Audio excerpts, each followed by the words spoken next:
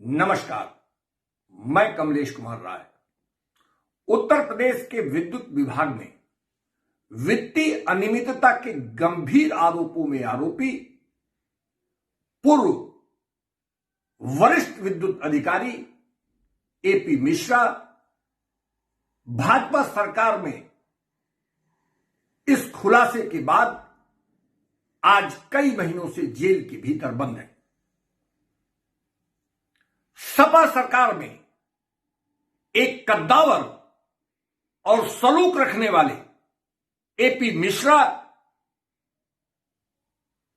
वित्तीय अनियमितता के जिन आरोपों में आरोप के बाद जेल में हैं, वह एक बड़ी अनियमितता और विभागीय घोटाले को उजागर करता है। इसी पूर्व अधिकारी एपी मिश्रा के अत्यंत नजदीकी खास सिपहसालार और घनिष्ठ पारिवारिक संबंध रखने वाले प्रदीप कक्कड़ को 2 दिन पूर्व प्रदेश सरकार की मुहर के बाद मध्यांचल विद्युत वितरण निगम लिमिटेड में निदेशक पर्सनल के पद पर बैठा दिया गया है। प्रदीप कक्कड़ अपने पदोन्नति के बाद लेसा में मुख्य अभियंता के पद पर कार्यरत थे। प्रदीप कक्कड़ एपी मिश्रा के सबसे खास और नजदीकी अधिकारी माने जाते रहे हैं। पूर्व में से लेकर वर्तमान में सिर्फ फर्क इतना है कि पहले सार्वजनिक रूप से सभी यह कहने में गौरवान्वित महसूस करते थे कि प्रदीप कक्कड़ मिश्रा के खास अधिकारी हैं, और वर्तमान में यह सब कुछ गुप्त चुप ढंग से किया जाता है। मुख्य अभियंता पद पर प्रदीप कक्कड़ की तैनाती के बाद ही एपी मिश्रा को वित्तीय अनियमितता के आरोप में जेल जाना पड़ा। सूत्रों का कहना है कि जहां एक तरफ प्रदेश सरकार की टेढ़ी निगाह के चलते आज लंबे समय से एपी मिश्रा जेल के अंदर हैं और सर्वोच्च न्यायालय द्वारा तक उनकी जमानत को रद्द किया जा चुका है, वहीं कुछ वरिष्ठ सलूकेदार विद्युत अधिकारियों के सहयोग और सहमति से प्रदीप कक्कड़ द्वारा गुप्त ढंग से एपी मिश्रा की मदद की जा रही है। सूत्रों का यह भी मानना है कि प्रदीप कक्कड़ द्वारा इस काम के लिए विद्युत विभाग के एक बड़े अधिकारी को विश्वास में लेकर यह करने की जरूरत की जा रही है। सभी जानते हैं कि इस वित्तीय अनियमितता के बाद मुख्यमंत्री योगी आदित्यनाथ के कड़े तेवर के बाद एपी मिश्रा जैसे व्यक्ति को जेल जाना पड़ा। यह एपी मिश्रा वही पूर्व अधिकारी हैं जिनके कार्यकाल को, जिनके उम्र को बढ़ाने के लिए 2 से ज्यादा बार कैबिनेट को बैठना पड़ा।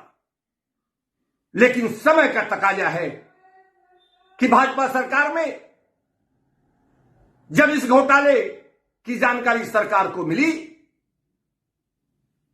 तो योगी के सख्त तेवर के चलते एपी मिश्रा का कोई सलूक काम नहीं आया। लेकिन सवाल उठता है कि आखिर में जब एक आरोपी के विरुद्ध जांच चल रही है, उनसे संबंध रखने वाले तमाम अधिकारियों और ठेकेदारों को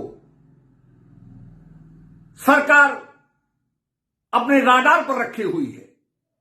ऐसी स्थिति में बेखौफ ढंग से एक मुख्य अभियंता कक्कड़ द्वारा उनकी मदद कैसे की जा रही है, यह एक महत्वपूर्ण सवाल जरूर है। यह भी एक महत्वपूर्ण स्थिति जरूर बनती है कि प्रदीप कक्कड़ को पोस्ट एडवर्टाइज होने के पहले दिन से यह मान लिया गया था कि यदि किसी का चयन होगा तो उसमें पहला नाम प्रदीप कक्कड़ का होगा, और हुआ भी यही। प्रदीप कक्कड़ को निदेशक एडमिन के पद पर मध्यांचल में उनकी चॉइस के मुताबिक पोस्ट कर दिया गया। 2 दिन पूर्व यूपीपीसीएल से संबंधित सभी कंपनियों में रिक्त स्थानों पर जो चयन प्रक्रिया हुई थी, उसमें सरकार के द्वारा मोहर लगा दिए जाने के बाद 8 लोगों का चयन किया गया, और सबसे पहला नाम था प्रदीप कक्कड़ का, जिन्हें मध्यांचल में पोस्ट किया गया, और अपॉइंटमेंट के दूसरे दिन ही अपने कार्य से अवमुक्त हुए बिना प्रदीप कक्कड़ द्वारा कार्यभार ग्रहण कर लिया गया। सामान्यतः किसी भी अधिकारी द्वारा जब किसी नए जगह पर तैनाती की जाती है या उसका चयन होता है, तो उसे अपने पूर्व पद पर से अवमुक्त होने की जरूरत होती है। लेकिन प्रदीप कक्कड़ की स्थिति में ऐसा नहीं हुआ है। प्रदीप कक्कड़ कोई ऐसे एक्स्ट्रा ऑर्डिनरी व्यक्ति विभाग के लिए नहीं माने जाते हैं। कोई उनकी इस प्रकार की कार्यशैली रही हो जिससे विभाग को कोई बहुत बड़ा फायदा हुआ हो या जिसे अंडरलाइन करने की जरूरत हो, ऐसी स्थितियां कभी नहीं रही हैं। लेकिन वो अपने संबंधों के बदौलत हमेशा अच्छे पदों को हासिल करने में उनकी महारत रही है। एक बड़े धन संपदा के स्वामी प्रदीप कक्कड़ के लोगों से बहुत अच्छे ताल्लुकात बताए जाते हैं, और जैसा कि मैंने पीछे मैंने बताया कि एपी मिश्रा से भी उनके बहुत अच्छे संबंध रहे हैं, वर्तमान में भी उनके संबंध हैं, और महत्वपूर्ण यह जरूर है कि यह संबंध गुपचुप ढंग से विभागीय कुछ अधिकारियों की संज्ञानता में रखा जा रहा है।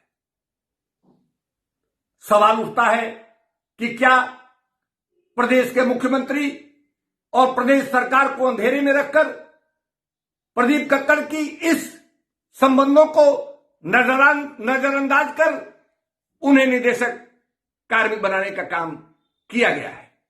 यह एक बड़ा सवाल है। योगी जिस प्रदेश के मुख्यमंत्री हो, भ्रष्टाचार पर, अनियमितता पर उनका जिस ढंग से कड़ा तेवर रहा हो, ऐसे मुख्यमंत्री के कार्यकाल में इस तरीके के लोगों को बेखौफ ढंग से उनकी चॉइस के मुताबिक, उनकी मर्जी के मुताबिक उनको पोस्ट किया जाए, यह समझ से परे है। कुल मिलाकर जांच की जरूरत है। उपभोक्ता मंच को इस बात की उम्मीद है कि आने वाले दिनों में इस चयन प्रक्रिया की जांच जरूर होगी। मुख्यमंत्री योगी आदित्यनाथ के संज्ञान में आने के बाद ऐसा हमेशा मुमकिन हुआ है कि कहीं भी अगर भ्रष्टाचार और अनियमितता की गई है और उसमें लिप्तता पाई गई है, तो सख्त से सख्त कार्रवाई सुनिश्चित की गई है। इसमें भी ऐसी ही जांच और कार्रवाई होगी, इसकी हम उम्मीद कर सकते हैं। उपभोक्ता मंच के लिए आज बस इतना ही। नमस्कार।